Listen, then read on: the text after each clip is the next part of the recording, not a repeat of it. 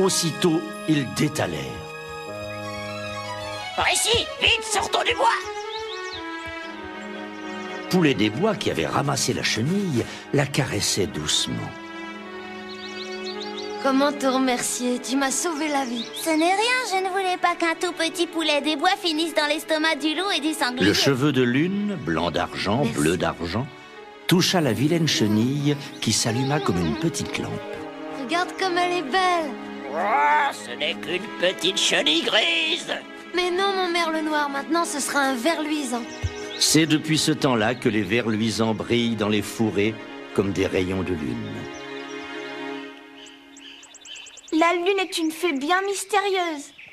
Elle fait danser les lutins et briller les vers luisants. Elle regarde les enfants dormir quand la fenêtre est ouverte, puis elle s'en va sur la pointe des pieds. Elle a disparu derrière l'horizon. Bonne nuit, la lune. À ce soir. Les vers luisants ont été dormir eux aussi. On peut en voir dans notre jardin par les plus belles nuits d'été. Père Castor, est-ce que les insectes font des provisions? On dit que la cigale chante tout l'été sans penser que l'automne viendra. C'est vrai. La plupart des insectes ne se soucient pas du lendemain. On raconte aussi que les fourmis font toutes sortes de provisions dans leur maison, mais qu'elles les gardent jalousement pour elles. Ah, je vois que vous connaissez la cigale et la fourmi. Oui. Mais je vais vous raconter une autre histoire de cigale et de Il fourmi. y en a une autre? Fourmiguette.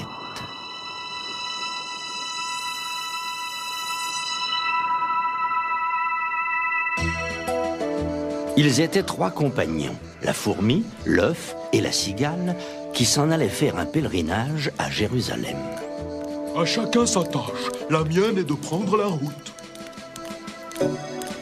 En chemin, je pourvois à la nourriture. Moi, pour le plaisir de tous, je chante. Au départ, le chemin était plat, le soleil resplendissait, les fleurs embaumaient.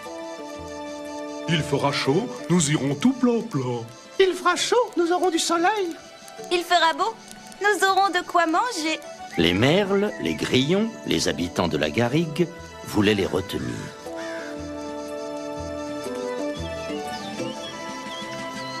Qui demeure près de son couvert, s'il ne gagne rien, rien ne perd. Mais la fourmiguette, l'œuf et la cigale poursuivirent leur route.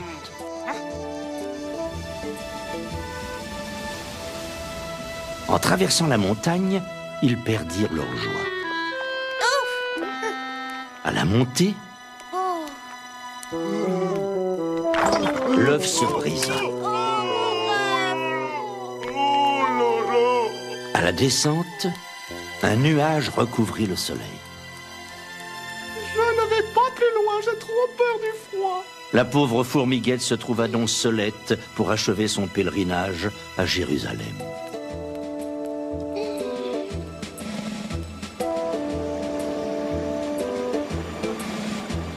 Elle arriva devant un ruisseau. Ouh, cette eau est glacée. Il me faut pourtant traverser. L'eau gelait, et la bestiole se prit la jambe dans la glace. Oui, ouh, ah, hi. Oh, glace, glace, que tu es forte de broyer la gambette de la pauvre fourmiguette qui s'en allait faire un pèlerinage à Jérusalem. Le soleil est bien plus fort que moi puisqu'il peut me faire fondre. Oh, soleil, soleil, que tu es fort de fondre la glace. Et toi, glace, de broyer la gambette de la pauvre fourmiguette. Oh, nuage, nuage, que tu es fort de cacher le soleil. Toi, soleil, de fondre la glace. Et toi, glace, de broyer la gambette de la pauvre fourmiguette qui s'en allait faire un pèlerinage à Jérusalem. Le vent est bien plus fort que moi puisqu'il m'emporte. Oh, vent, vent, tu es fort d'emporter le nuage. Toi, nuage, de cacher le soleil. Toi, soleil, de fondre la glace. Et toi, glace, de broyer la gambette de la pauvre fourmiguette qui s'en allait faire un pèlerinage à Jérusalem. La montagne est bien plus forte puisqu'elle m'arrête. Oh, montagne, montagne, que tu es forte d'arrêter le vent. Et toi, vent, d'emporter le nuage. Toi, nuage, de cacher le soleil. Toi, soleil, de fondre la glace. Et toi, de broyer la gambette de la pauvre fourmiguette qui s'en allait faire un pèlerinage à Jérusalem. La terre est bien plus forte puisqu'elle me soutient. Oh, Terre, que tu es forte de soutenir la montagne. Et toi, montagne, d'arrêter le vent. Toi, vent, d'emporter le nuage. Toi, nuage, de cacher le soleil. Toi, soleil, de fondre la glace. Et toi, glace, de broyer la gambette de la pauvre fourmiguette qui s'en allait faire un pèlerinage à Jérusalem. Mais la terre était dure d'oreille. Ah, que dis-tu? Je n'entends rien du tout. Disant cela, elle bougea suffisamment pour ébranler la montagne. Le vent passa, le nuage s'éloigna, le soleil brilla, la glace enfin fondit, et la pauvre fourmiguette, retirant sa gambette, bravement toute seulette, acheva son pèlerinage à Jérusalem.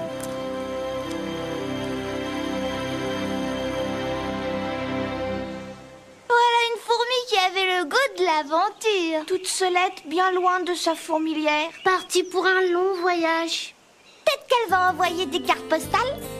Des toutes petites cartes de fourmis. Petites. Des fois, je rêve que je rencontre un prince charmant. Et moi, je voudrais devenir le vrai prince charmant. Je t'imagine avec toute la panoplie, une longue épée et un grand chapeau à plumes. Tu serais complètement ridicule. Ah bah, si vous me trouvez ridicule, eh ben, je vous pourfends un coup d'épée. Allons, en voilà de drôles d'idées pour un prince charmant. Connaissez-vous le chat botté? Lui aussi voulait devenir un prince? Avoir un chapeau à plumes et de grandes bottes. Le chat botté. Un meunier ne laissa à 3 fils qu'il avait que son moulin, son âne et son chat. L'aîné eut le moulin, le second eut l'âne, et le cadet n'eut que le chat. Oh, pauvre de moi. Lorsque j'aurai mangé mon chat, il faudra bien que je meure de faim. Ne vous affligez point, mon maître. Vous n'avez qu'à me donner un sac qui puisse fermer d'un lacet et me faire une paire de bottes. Vous verrez que vous n'êtes pas si mal partagé que vous croyez. Lorsque le chat eut ce qu'il avait demandé, il se botta bravement, prit son sac et s'en alla dans une garenne où il y avait grand nombre de lapins.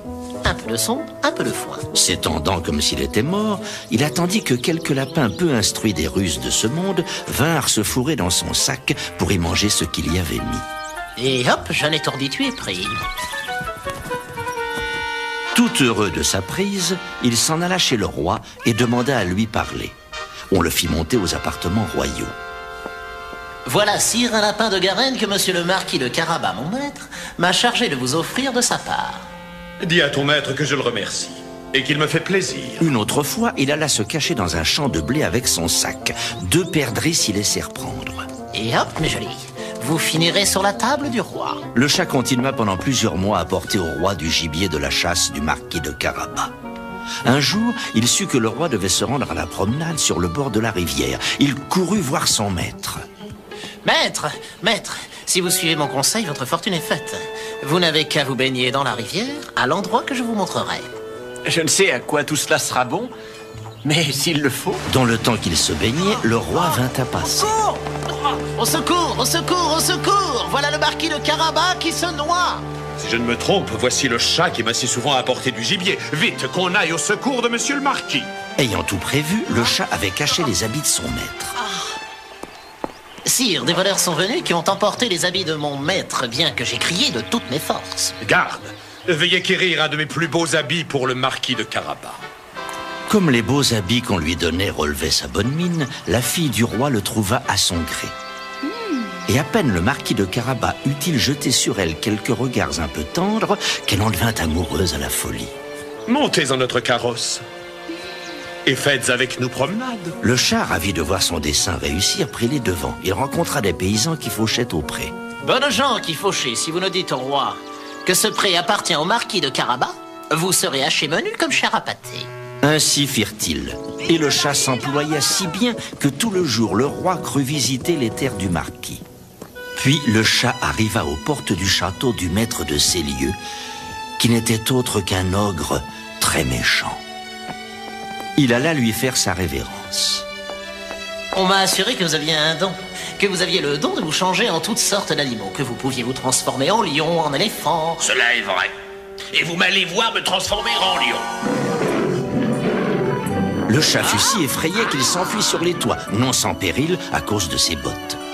Puis l'ogre, ayant repris sa forme naturelle, il redescendit. On m'a aussi assuré que vous aviez le pouvoir de prendre la forme de plus petits animaux, rats, souris, mulots. Mais je vous avoue que je crois cela tout à fait impossible. Impossible, vous allez voir ça. Dès que l'ogre se fut changé en souris, le chat se jeta dessus et s'en régala. À cet instant, le carrosse du roi entra dans la cour du château. Que votre majesté soit la bienvenue dans le château de monsieur le marquis de Carabas. Comment? Ce château est encore à vous? Je ne connais rien de plus beau que cette cour et que tous ces bâtiments qui l'entourent. Voyons là-dedans, s'il vous plaît. Le roi entra le premier, suivi du marquis donnant sa main à la jeune princesse. Dans une grande salle, ils trouvèrent une magnifique collation que l'ogre avait fait préparer pour ses amis qui devaient venir ce jour-là, mais qui n'osèrent pas entrer, sachant que le roi y était. Prenez place à la table du marquis de Carabas. Le roi, charmé des bonnes qualités de monsieur le marquis de Carabas, de même que sa fille qui en était folle, le prit à part. Il ne tient qu'à vous, monsieur le marquis, que vous ne soyez mon gendre. Le marquis, faisant de grandes révérences, accepta l'honneur que lui faisait le roi. Et le jour même, il épousa la princesse. Est-ce qu'on ne dit pas que les chats sont un peu magiciens? Si on le dit... Surtout les chats noirs aux yeux verts qui vous regardent d'un air étrange. Tu serais magicienne et t'aurais un grand chapeau pointu et une baguette. Non, tu serais plutôt une tigresse et nous irions à la chasse. D'un coup de baguette magique, je te changerai en un vulgaire morceau de bois et tu arrêterais de m'ennuyer. J'ai une belle histoire de tigre pour ceux qui veulent bien ne plus se chamailler. Oh, on t'écoute, Père Castor. Ouais. Le tigre en bois. Ce tigre-là ne rôdait pas dans la jungle et ne rugissait jamais, parce qu'il était en bois. C'était un petit morceau de chêne découpé, peint au vernis jaune et noir. Pour qu'il tienne debout, on avait cloué le tigre sur une planchette verte qui figurait une prairie.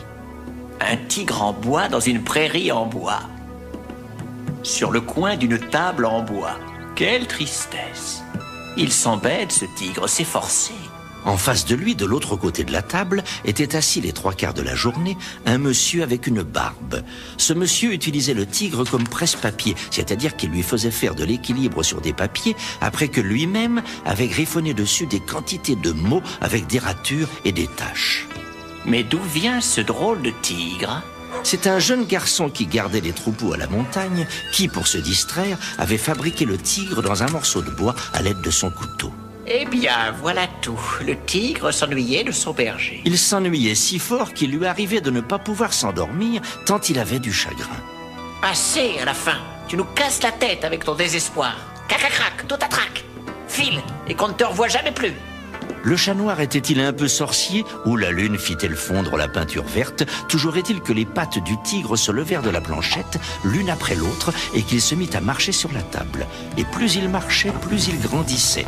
Quand il sauta dans le fauteuil, il était gros comme un petit chat. Quand il arriva sur le plancher, il était gros comme un veau.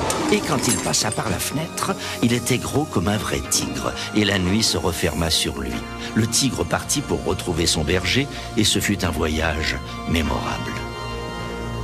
Comme il ne savait pas lire les écriteaux, il relevait seulement son gros mufle dans le sens du vent et il trouvait la bonne direction. Sans doute se rappelait-il qu'à la montagne, ça sent le fromage et la gentiane. Peut-être aussi qu'avec ses fines oreilles, il entendait tinter les cloches au cou des vaches. Bref, un beau soir, il arriva dans les alpages, là où il n'y a ni neige, ni glace, ni cailloux, mais simplement de la prairie, bien plus verte que sa planchette, avec des fleurs qui sentent bon et des abeilles. Le petit berger était là, soufflant dans une flûte. Il ne dit trop rien en voyant arriver le tigre, parce qu'en haute montagne, on a l'habitude de ne pas s'étonner beaucoup, et aussi parce qu'il avait le cœur simple, et la nuit se ferma sur eux. Hélas, dès le lendemain matin, le tigre fut pris d'une faim dévorante. De voir circuler autour de lui des veaux, des vaches, des chèvres et des moutons, le tigre se rappela qu'il était tigre et il eut envie de les manger. Il savait bien que cela aurait fâché terriblement son ami le berger, mais... Un de ces jours, je me jetterai sur une bête innocente et la mangerai toute crue, c'est sûr. Je préfère partir. Il s'en revint donc comme il s'en était allé, sans s'arrêter au poteau des carrefours et levant seulement son mufle pour chercher dans le vent l'odeur de sa maison, pipe et géranium. Et naturellement, ce fut par un soir de lune qu'il retrouva sa fenêtre. Quand il sauta sur le parquet, il était gros comme un gros veau. Sur le fauteuil, ce n'était qu'un petit chat. Et quand il apparut sur la table, il était devenu un petit tigre en bois posé sur des papiers. Le pauvre tigre va-t-il s'ennuyer encore tout seul, sans personne pour l'aimer?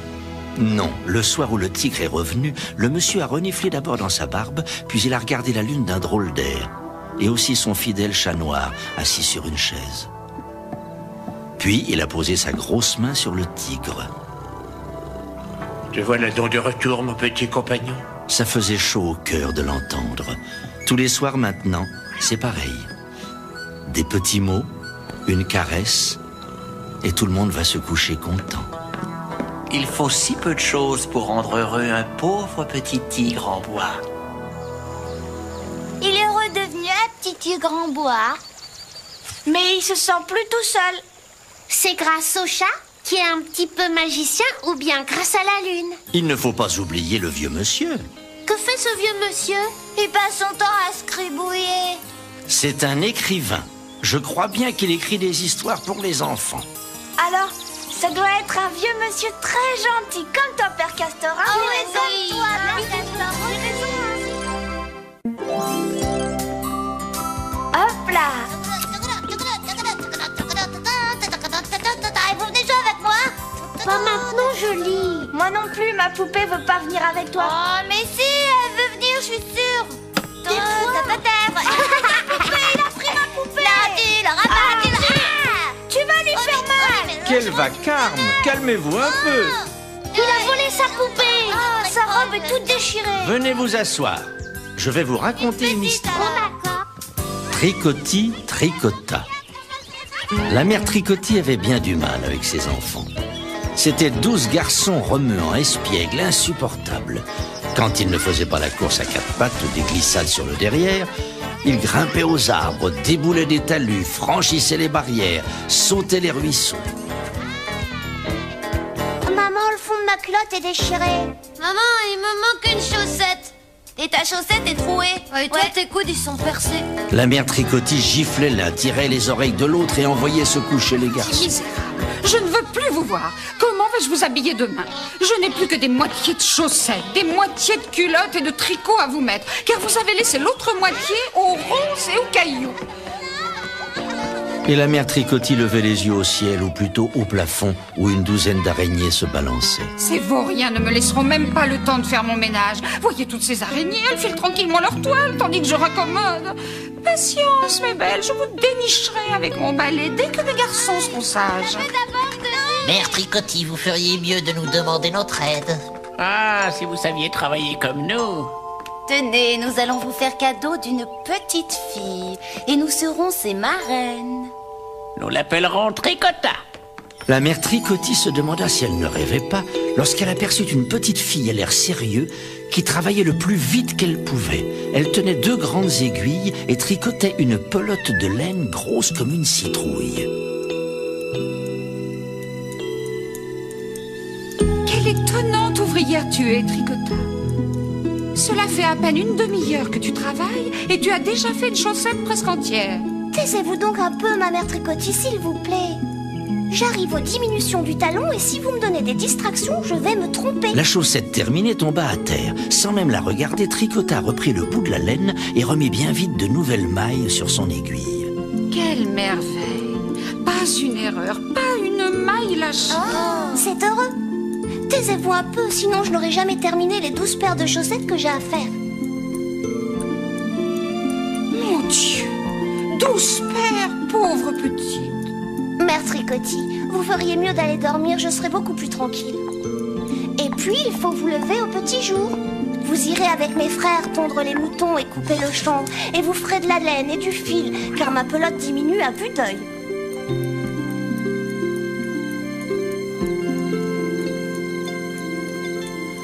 Lorsque les 12 frères s'éveillèrent, ils trouvèrent sur leur lit 12 paires de chaussettes de laine, bien chaudes et bien solides. À table, les garçons, dépêchez-vous. Si vous voulez chacun un tricot pour ce soir, vite, à l'ouvrage, car je n'ai presque plus de laine. Les garçons coururent au champ avec leurs grands ciseaux, et la laine tombait comme de la neige autour des moutons. Il fallut la laver, la sécher, la peigner, la filer. Il est midi. Tricota va terminer sa pelote. Heureusement, les 12 garçons arrivèrent tous souriants, un gros écheveau de laine blanche sur leurs bras. À présent, mes bons garçons, allez couper le chanvre, car cela me gêne lorsque vous restez là sans rien faire. Fini les escalades et les batailles. Plus de trous, Plus de tâches. plus de déchirures. Il faut pas que Tricotin manque de fil. Et je n'ai presque plus rien à La faire. mère Tricotti prendrait bien son balai pour enlever les toiles d'araignée, mais elle n'ose pas. Ce sont elles qui lui ont envoyé Tricota. Qu'arriverait-il si elle se fâchait? Prenez donc un peu les aiguilles, mère Tricotti. Ce n'est pas si difficile que cela de tricoter. Voyez-vous, les aiguilles ont tellement l'habitude de tricoter qu'elles travaillent toutes seules. Tu as raison. Voilà déjà une chaussette presque terminée. Tout à coup, elle s'étonna de ne plus entendre Tricota. Elle avait disparu. Du plafond, les araignées regardaient la mère Tricotti en riant. Mais celle-ci était trop pressée pour perdre son temps à les observer. Les enfants, cela grandit si vite. Il faut toujours allonger chaussettes et tricots. Est-ce que tu sais tricoter, Père Castor? Est-ce que tu sais coudre, raccommoder? Est-ce que tu pourrais réparer la robe de la poupée? Bien sûr, mais nous allons le faire ensemble, ce sera plus amusant. Un dé à coudre, des ciseaux, une boîte à boutons. J'ai trouvé des boucles de salopette. Arrêtez, vous mettez tous en dessus-dessous. Si on te regarde coudre, Tu pourrais en même temps nous raconter une histoire. Bon, écoutez. Charlotte. Charlotte a fait une énorme bêtise, une bêtise vraiment énorme. Si énorme qu'elle ne peut même pas dire ce qu'elle a fait. Et Charlotte a reçu une énorme fessée. Ça suffit, j'en ai assez des fessées. Puisque c'est comme ça, je m'en vais chez la mère Citrouille et on verra ce qu'on verra. La mère Citrouille habite dans un trou de rocher avec un chat de mauvaise humeur et un corbeau qui dit des gros mots. Dans son bouillon qui gargouille, elle ajoute des petits trucs de temps en temps. Un poil de navet, du pipi de grenouille, puis un paquet de nouilles, encore quelques toiles d'araignée, un peu de sucre, un peu de sel. Voilà qui guérira le père scrogneux de sa mauvaise humeur. La mère Citrouille est ravie et crache sur son chat qui n'aime pas ça. Tiens, mais c'est une petite fille, sa perlipopette. Qu'est-ce que tu veux, petite horreur? Eh bien, mère Citrouille, voilà. C'est ma mère. Elle m'embête et elle me donne toujours des fessées. Pouvez-vous m'aider? Je vois. Assieds-toi. Je m'en vais lui préparer un bon petit remède à ma façon. D'abord, la mère Citrouille pèle une carotte géante qu'elle met dans son râpeur géant. Et un paquet d'orties mouillées. De la poudre de sa perlipopette. Passe-moi le vinaigre, petite horreur.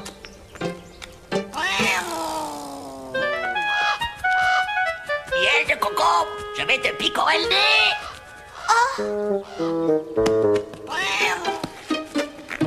La mère Citrouille ajoute encore un gros pot de cirage noir. Ça ne sent pas très bon. Tiens, voilà, petite horreur. Donne ça à sucer à ta mère et tout ira mieux entre vous. Ça fait 12 billes et une agate. C'est un peu cher. Ne te plains pas du prix, c'est un truc extraordinaire que je te donne là. Tu verras. On dirait une sucette. Mais bien sûr que c'est une sucette, petite horreur. Que ça peut être bête, les enfants. Allez, fiche-moi le camp, j'ai d'autres bouillons à faire bouillir.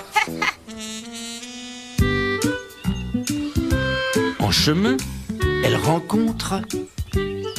Tiens, voilà Géminie le poney. Elle le caresse. Et au passage, il flanque un grand coup de langue à sa sucette. Oh, ça alors! Voici qu'entre les oreilles de Géminie, il vient de pousser une grande corne du plus étrange effet. Au revoir Géminie. J'espère que l'effet de la sucette ne durera pas trop longtemps. Au détour du chemin, Castagnette, Maminette, qu'ils sont jolis tes petits. tandis que Charlotte câline la petite chatte, les chatons lèchent la sucette, évidemment. Et voilà les petits chats qui se couvrent de plumes. Ils leur poussent des ailes et ils s'envolent comme ça. Vroom. Oh, mes enfants! Lèche vite, tu les rejoindras. En effet, Castagnette s'envole, assez maladroitement d'ailleurs. Je trouve que cette sucette a des effets bien curieux. Et qu'est-ce que ça donnerait dans la mare? Les nénuphars se gonflent brusquement et s'envolent en grosses bulles blanchâtres. La grenouille se couvre de pastilles roses et se met à braire comme un âne. Eh bien, Je ne m'attendais pas du tout à ça. Maintenant, il faut rentrer. Lorsque Charlotte retire la sucette de la mare, il ne reste que le bâton. Tout le reste a fondu. Tant pis pour la sucette. De toute façon, c'était une punition un peu trop grosse pour une fessée pas si grosse que ça. Pauvre maman, elle aurait pu se couvrir de plumes et s'envoler, ou bien faire i-en, ou encore avoir une grosse corne sur le front. Tu rentres bien tard, Charlotte. J'espère que tu n'as pas pris froid. Charlotte, embarrassée, tient toujours le bâton dans sa main. Et voici que le bâton se met à grandir. Il se transforme en une fleur, comme on n'en voit presque jamais, tellement elle est belle. Cette fleur est extraordinaire. Je vais la mettre dans mon grand vase en porcelaine. Et depuis ce jour-là, tout va bien entre Charlotte et sa maman. Quant à la mère Citrouille, qui est toujours au courant de tout, elle rigole doucement en tournant son bouillon. Je voudrais bien rencontrer la mère Citrouille. C'est une gentille sorcière. Je suis sûre qu'elle pourrait faire quelque chose pour nous. Et quoi donc? Un bouillon magique pour apprendre à coudre, bien sûr. Mais ce n'est pas si difficile, regardez-moi bien. Tu vois? Oh oui, Père Castor, montre-nous. Père Castor, est-ce qu'il y a des dangers dans le désert? Bien sûr, des bêtes sauvages et des bandits de grands chemins. Et on peut mourir de soif? J'ai peur. Oui, mais les caravaniers connaissent les pistes qui mènent aux oasis. On y trouve à boire et à manger. C'est là que se retrouvent les marchands et que s'échangent les marchandises. C'est là que se retrouvent les trois princes de notre histoire. Oh, chic! Le tapis volant. Ali, Hassan, Hussein étaient les trois fils d'un puissant sultan, et tous trois amoureux de la belle princesse Nourennahar, leur cousine, que le sultan a promise à celui qui rapporterait l'objet le plus rare, le plus précieux, la merveille des merveilles. Après un long voyage, les voilà enfin réunis. Mes chers frères, nous avons toute notre vie devant nous pour nous conter les détails de notre voyage. Parlons d'abord des raretés que nous rapportons. Nous comparerons ces trois merveilles. Et nous donnerons de bon cœur la préférence à celle qui méritera de désigner le plus heureux d'entre nous. J'ai voyagé jusqu'au royaume de Bishangar, et je n'ai rapporté que ce tapis de prière sur lequel je suis assis. Il semble sans éclat ni valeur, cependant c'est grâce à lui que j'espère devenir l'époux de notre cousine Nourennahar. Il s'agit d'un tapis volant qui m'a permis de revenir des Indes en un clin d'œil. Mon frère, il faut avouer que ce tapis volant est une chose bien extraordinaire. Mais il est pourtant des merveilles d'un autre genre. Voyez par exemple ce tuyau d'ivoire, il ne semble pas mériter grande attention, et pourtant sachez qu'en regardant par l'un des bouts, on voit aussitôt l'objet que l'on souhaite, à quelque distance qu'il puisse se trouver. Le prince Ali voulut en faire l'expérience. Ô tuyau d'ivoire, montre-moi ma chère cousine, la princesse Nourennahar. Mais aussitôt qu'il la voit, il change de visage. Prince, c'est en vain que nous caressons l'espoir d'épouser la princesse Nourennahar. Dans quelques instants, elle ne sera plus en vie. Je la vois entourée de ses femmes en pleurs.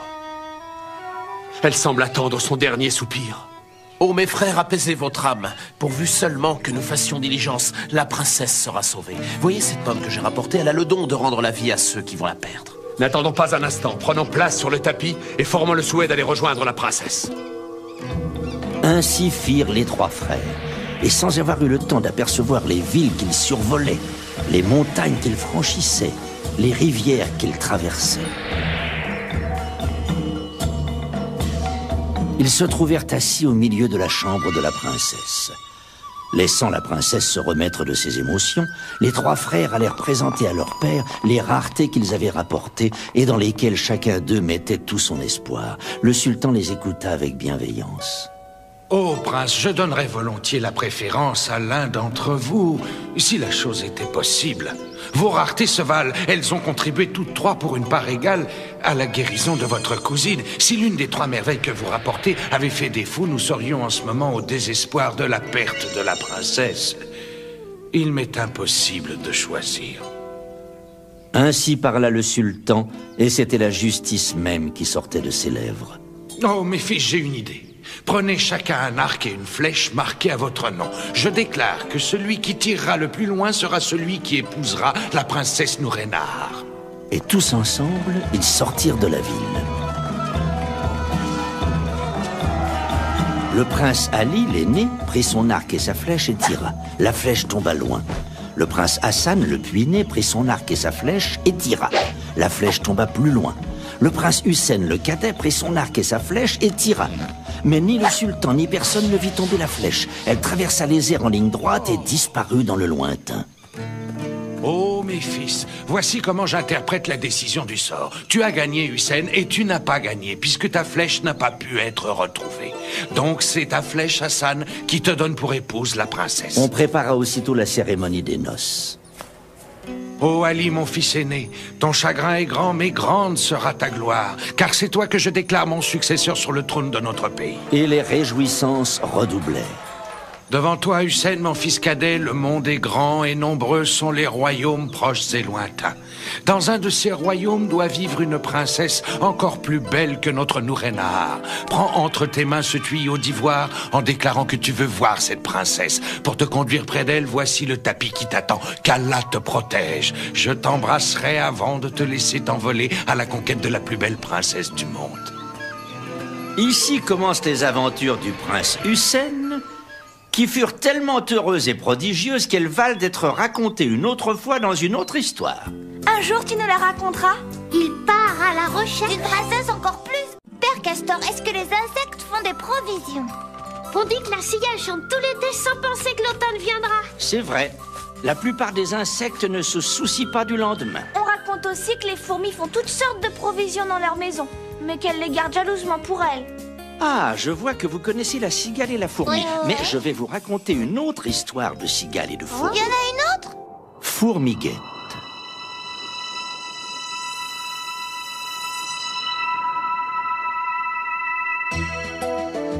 Ils étaient 3 compagnons, la fourmi, l'œuf et la cigale, qui s'en allaient faire un pèlerinage à Jérusalem. À chacun sa tâche. La mienne est de prendre la route. En chemin, je pourvois à la nourriture. Moi, pour le plaisir de tous, je chante. Au départ, le chemin était plat, le soleil resplendissait, les fleurs embaumaient.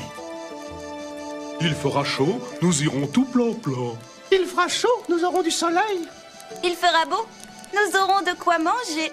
Les merles, les grillons, les habitants de la garrigue voulaient les retenir.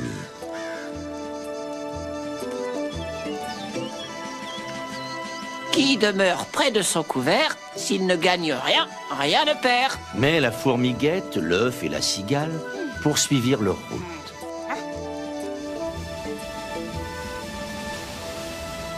En traversant la montagne, ils perdirent leur joie. À la montée, l'œuf se brisa. À la descente, un nuage recouvrit le soleil. Je ne vais pas plus loin, j'ai trop peur du froid. La pauvre fourmiguette se trouva donc seulette pour achever son pèlerinage à Jérusalem.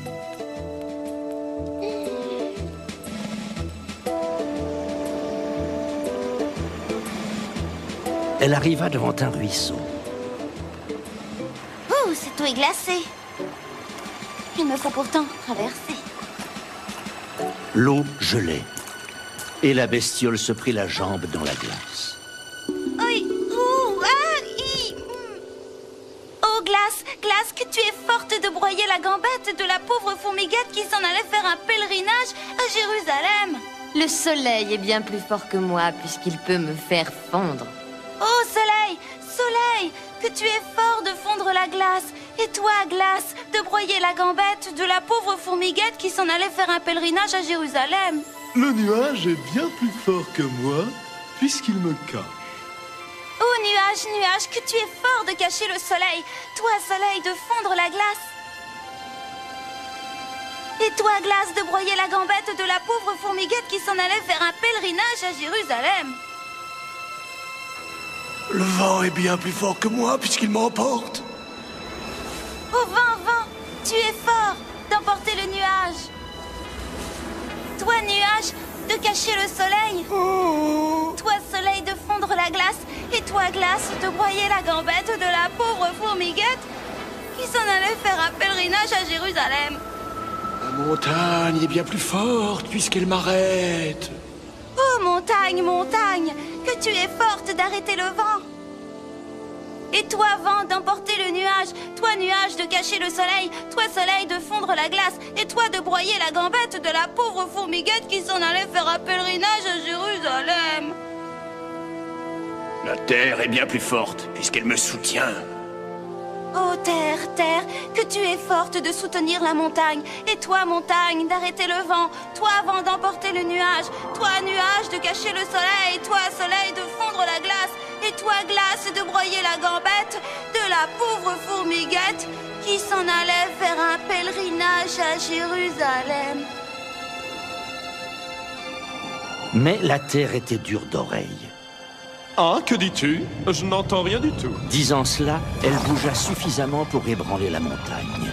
Le vent passa, le nuage s'éloigna, le soleil brilla, la glace enfin fondit, et la pauvre fourmiguette, retirant sa gambette, bravement toute seulette, acheva son pèlerinage à Jérusalem.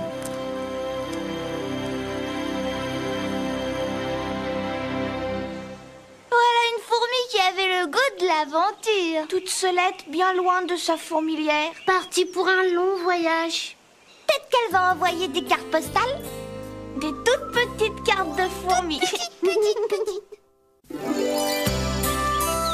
Des fois, je rêve que je rencontre un prince charmant. Et moi, je voudrais devenir le vrai prince charmant. Je t'imagine avec toute la panoplie, une longue épée et un grand chapeau à plumes. Tu serais complètement ridicule. Eh ben, si vous me trouvez ridicule, eh ben, je vous pourfends un coup d'épée. Allons, en voilà de drôles d'idées pour un prince charmant. Connaissez-vous le chat botté? Lui aussi voulait devenir un prince? Avoir un chapeau à plumes et de grandes bottes. Le chat botté. Un meunier ne laissa à 3 fils qu'il avait que son moulin, son âne et son chat. L'aîné eut le moulin, le second eut l'âne, et le cadet n'eut que le chat. Oh, pauvre de moi. Lorsque j'aurai mangé mon chat, il faudra bien que je meure de faim. Ne vous affligez point, mon maître. Vous n'avez qu'à me donner un sac qui puisse fermer d'un lacet et me faire une paire de bottes. Vous verrez que vous n'êtes pas si mal partagé que vous croyez. Lorsque le chat eut ce qu'il avait demandé, il se botta bravement, prit son sac et s'en alla dans une garenne où il y avait grand nombre de lapins. Un peu de son, un peu de foin. S'étendant comme s'il était mort, il attendit que quelques lapins peu instruits des ruses de ce monde vinrent se fourrer dans son sac pour y manger ce qu'il y avait mis. Et hop, jeune étourdi, tu es pris. Tout heureux de sa prise, il s'en alla chez le roi et demanda à lui parler. On le fit monter aux appartements royaux. Voilà, sire, un lapin de Garenne que monsieur le marquis de Carabas, mon maître, m'a chargé de vous offrir de sa part. Dis à ton maître que je le remercie et qu'il me fait plaisir. Une autre fois, il alla se cacher dans un champ de blé avec son sac. 2 perdrix s'y laissèrent prendre. Et hop, mes jolis, vous finirez sur la table du roi. Le chat continua pendant plusieurs mois à porter au roi du gibier de la chasse du marquis de Carabas. Un jour, il sut que le roi devait se rendre à la promenade sur le bord de la rivière. Il courut voir son maître. Maître, si vous suivez mon conseil, votre fortune est faite. Vous n'avez qu'à vous baigner dans la rivière, à l'endroit que je vous montrerai. Je ne sais à quoi tout cela sera bon, mais s'il le faut... Dans le temps qu'il se baignait, le roi vint à passer. Au secours, au secours, au secours! Voilà le marquis de Carabas qui se noie! Si je ne me trompe, voici le chat qui m'a si souvent apporté du gibier. Vite, qu'on aille au secours de monsieur le marquis. Ayant tout prévu, le chat avait caché les habits de son maître. Sire, des voleurs sont venus qui ont emporté les habits de mon maître, bien que j'ai crié de toutes mes forces. Garde! Veuillez quérir un de mes plus beaux habits pour le marquis de Carabas. Comme les beaux habits qu'on lui donnait relevaient sa bonne mine, la fille du roi le trouva à son gré. Et à peine le marquis de Carabas eut-il jeté sur elle quelques regards un peu tendres qu'elle en devint amoureuse à la folie. Montez en notre carrosse et faites avec nous promenade. Le chat, ravi de voir son dessein réussir, prit les devants. Il rencontra des paysans qui fauchaient au pré. Bonnes gens qui fauchez, si vous ne dites au roi que ce pré appartient au marquis de Carabas, vous serez haché menu comme chair à pâté. Ainsi firent-ils. Et le chat s'employa si bien que tout le jour le roi crut visiter les terres du marquis. Puis le chat arriva aux portes du château du maître de ces lieux, qui n'était autre qu'un ogre très méchant. Il alla lui faire sa révérence. On m'a assuré que vous aviez un don, que vous aviez le don de vous changer en toutes sortes d'animaux, que vous pouviez vous transformer en lion, en éléphant. Cela est vrai. Et vous m'allez voir me transformer en lion. Le chat fut si effrayé qu'il s'enfuit sur les toits, non sans péril à cause de ses bottes. Puis l'ogre, ayant repris sa forme naturelle, il redescendit. On m'a aussi assuré que vous aviez le pouvoir de prendre la forme de plus petits animaux, rats, souris, mulots. Mais je vous avoue que je crois cela tout à fait impossible. Impossible, vous allez voir ça. Dès que l'ogre se fut changé en souris, le chat se jeta dessus et s'en régala. À cet instant, le carrosse du roi entra dans la cour du château. Que votre majesté soit la bienvenue dans le château de monsieur le marquis de Carabas. Comment? Ce château est encore à vous? Je ne connais rien de plus beau que cette cour et que tous ces bâtiments qui l'entourent. Voyons là-dedans, s'il vous plaît. Le roi entra le premier, suivi du marquis donnant sa main à la jeune princesse. Dans une grande salle, ils trouvèrent une magnifique collation que l'ogre avait fait préparer pour ses amis qui devaient venir ce jour-là, mais qui n'osèrent pas entrer, sachant que le roi y était. Prenez place à la table du marquis de Carabas. Le roi, charmé des bonnes qualités de monsieur le marquis de Carabas, de même que sa fille qui en était folle, le prit à part.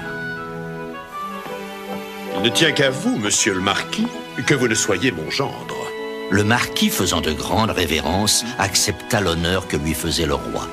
Et le jour même, il épousa la princesse. Est-ce qu'on ne dit pas que les chats sont un peu magiciens? Si on le dit... Surtout les chats noirs aux yeux verts qui vous regardent d'un air étrange. Tu serais magicienne et t'aurais un grand chapeau pointu et une baguette. Non, tu serais plutôt une tigresse et nous irions à la chasse. D'un coup de baguette magique, je te changerai en un vulgaire morceau de bois et tu arrêterais de m'ennuyer. J'ai une belle histoire de tigre pour ceux qui veulent bien ne plus se chamailler.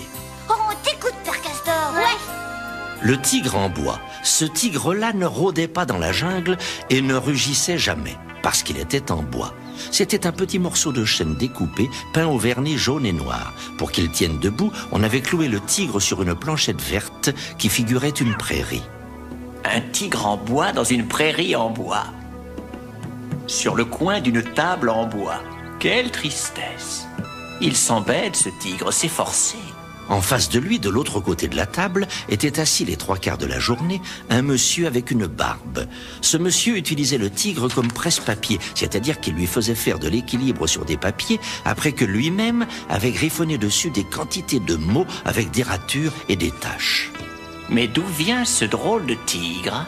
C'est un jeune garçon qui gardait les troupeaux à la montagne qui, pour se distraire, avait fabriqué le tigre dans un morceau de bois à l'aide de son couteau. Eh bien, voilà tout. Le tigre s'ennuyait de son berger. Il s'ennuyait si fort qu'il lui arrivait de ne pas pouvoir s'endormir tant il avait du chagrin. Assez à la fin. Tu nous casses la tête avec ton désespoir. Cac-cac-crac, tout à trac. File, et qu'on ne te revoie jamais plus. Le chat noir était-il un peu sorcier ou la lune fit-elle fondre la peinture verte? Toujours est-il que les pattes du tigre se levèrent de la planchette, l'une après l'autre, et qu'il se mit à marcher sur la table. Et plus il marchait, plus il grandissait. Quand il sauta dans le fauteuil, il était gros comme un petit chat. Quand il arriva sur le plancher, il était gros comme un veau. Et quand il passa par la fenêtre, il était gros comme un vrai tigre. Et la nuit se referma sur lui. Le tigre partit pour retrouver son berger, et ce fut un voyage mémorable. Comme il ne savait pas lire les écriteaux, il relevait seulement son gros mufle dans le sens du vent et il trouvait la bonne direction.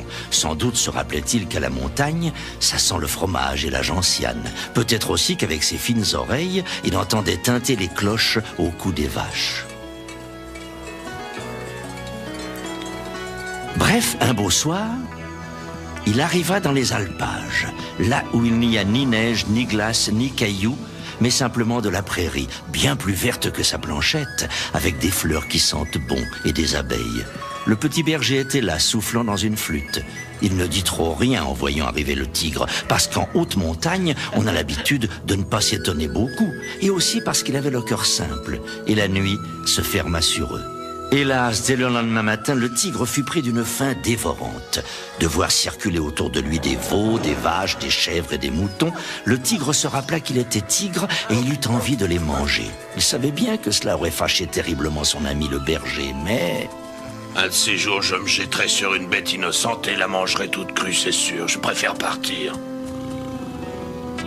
Il s'en revint donc comme il s'en était allé, sans s'arrêter au poteau des carrefours et levant seulement son mufle pour chercher dans le vent l'odeur de sa maison, pipe et géranium. Et naturellement, ce fut par un soir de lune qu'il retrouva sa fenêtre. Quand il sauta sur le parquet, il était gros comme un gros veau. Sur le fauteuil, ce n'était qu'un petit chat. Et quand il apparut sur la table, il était devenu un petit tigre en bois posé sur des papiers. Le pauvre tigre va-t-il s'ennuyer encore tout seul, sans personne pour l'aimer? Non, le soir où le tigre est revenu, le monsieur a reniflé d'abord dans sa barbe, puis il a regardé la lune d'un drôle d'air, et aussi son fidèle chat noir, assis sur une chaise. Puis il a posé sa grosse main sur le tigre. Te voilà donc de retour, mon petit compagnon. Ça faisait chaud au cœur de l'entendre. Tous les soirs maintenant, c'est pareil. Des petits mots, une caresse, et tout le monde va se coucher content. Il faut si peu de choses pour rendre heureux un pauvre petit tigre en bois. Il est redevenu un petit tigre en bois. Mais il se sent plus tout seul. C'est grâce au chat qui est un petit peu magicien ou bien grâce à la lune? Il ne faut pas oublier le vieux monsieur. Que fait ce vieux monsieur? Il passe son temps à scribouiller. C'est un écrivain. Je crois bien qu'il écrit des histoires pour les enfants. Alors, ça doit être un vieux monsieur très gentil, comme ton père Castor. Oh, oui, toi, Hop là! Et vous venez jouer avec moi? Pas maintenant, je lis. Moi non plus, ma poupée veut pas venir avec toi. Oh, mais si, elle veut venir, je suis sûre. Il a pris ma poupée. Tu l'auras pas, tu l'auras. Tu vas lui faire mal. Quel vacarme! Calmez-vous un peu. Il a volé sa poupée. Oh, sa robe est toute déchirée. Venez vous asseoir. Je vais vous raconter une histoire. Tricotti tricota. La mère Tricotti avait bien du mal avec ses enfants. C'étaient 12 garçons remuants, espiègles, insupportables. Quand ils ne faisaient pas la course à 4 pattes ou des glissades sur le derrière, ils grimpaient aux arbres, déboulaient des talus, franchissaient les barrières, sautaient les ruisseaux. Maman, le fond de ma culotte est déchiré. Maman, il me manque une chaussette. Et ta chaussette est trouée. Et toi, tes coudes, ils sont percés. La mère Tricotti giflait l'un, tirait les oreilles de l'autre et envoyait se coucher les garçons. Misérable, je ne veux plus vous voir. Comment vais-je vous habiller demain?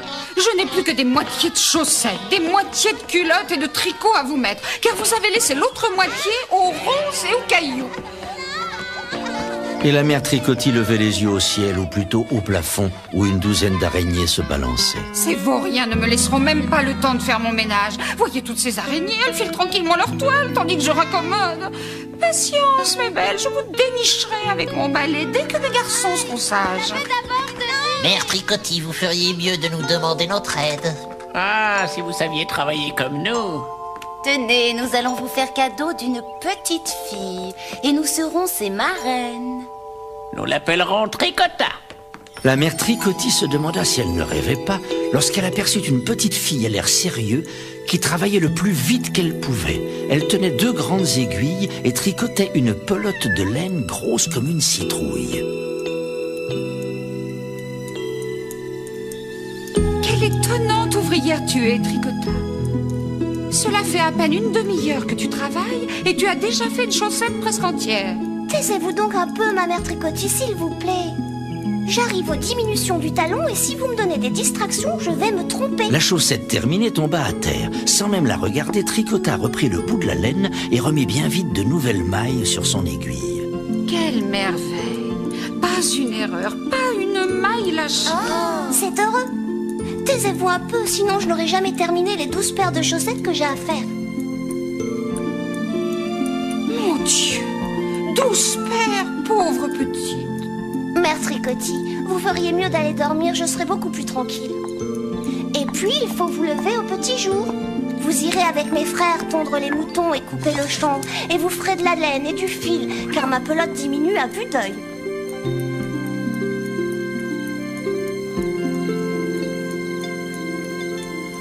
Lorsque les 12 frères s'éveillèrent, ils trouvèrent sur leur lit 12 paires de chaussettes de laine, bien chaudes et bien solides. À table, les garçons, dépêchez-vous. Si vous voulez chacun un tricot pour ce soir, vite, à l'ouvrage, car je n'ai presque plus de laine. Les garçons coururent au champ avec leurs grands ciseaux, et la laine tombait comme de la neige autour des moutons. Vite, vite. Il fallut la laver, la sécher, la peigner, la filer. Il est midi. Tricota va terminer sa